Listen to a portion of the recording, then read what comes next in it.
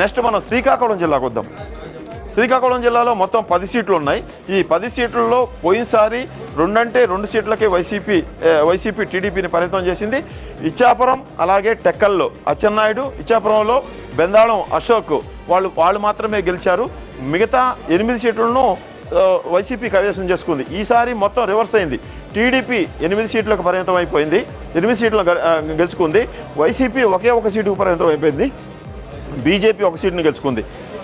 ఇక్కడ జనసేన పాలకొండలో పోటీ చేస్తూ ఉంది. శ్రీకాకుళంలో ఆ పాలకొండలో పోటీ చేస్తున్న జనసేన అక్కడ వెనకబడింది. మొత్తం 21 సీట్లలో జనసేన పోటీ చేస్తూ ఉంటే శ్రీకాకుళం జిల్లాలో ఉన్న పాలకొండలో జనసేన పోటీ చేస్తూ ఉంది.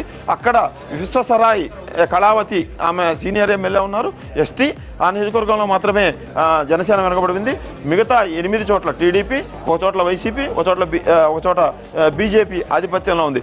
ఇక్కడ కూడా ధర్మాన ప్రసాదరావు మంత్రిగా ఉన్నారు. శ్రీకాకుళం హెడ్ క్వార్టర్ నుంచి ఆయన ప్రాతినిధ్యం వహిస్తూ ఉన్నారు. ఆయన కూడా ఓడిపోయారు. అలాగే నరసన్నపేటలో మాజీ డిప్యూటీ సీఎంగా ఉన్నారు ధర్మాన కృష్ణదాసు. ఆయన కూడా నరసన్నపేటలో ఓడిపోతున్న పరిస్థితి కనిపిస్తుంది. ఇదే జిల్లాలో ఆముదాల వలస నుంచి పోటీ చేసిన స్పీకర్ తమ్మినేని సీతారాం కూడా ఘోరంగా ఓడిపోయే పరిస్థితి మనకు కనిపిస్తూ ఉంది. శ్రీకాకుళం జిల్లా నుంచి వైసీపీకి సంబంధించిన అగ్రనాయకులు అందరూ ఉన్నారు. ధర్మాన కృష్ణదాసు మాజీ డిప్యూటీ సీఎం ఆయన ఓడిపోతూ ఉన్నారు. అలాగే మంత్రి ధర్మాన ప్రసాదరావు ఓడిపోతూ ఉన్నారు.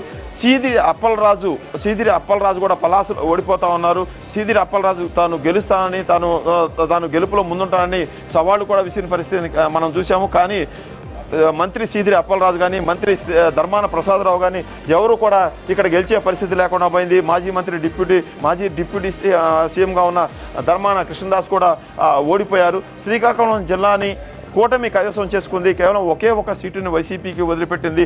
ఈ జిల్లా పరిస్థితి ఇంత దారుణంగా ఉంటుందని ఆ పార్టీ నేతలు కూడా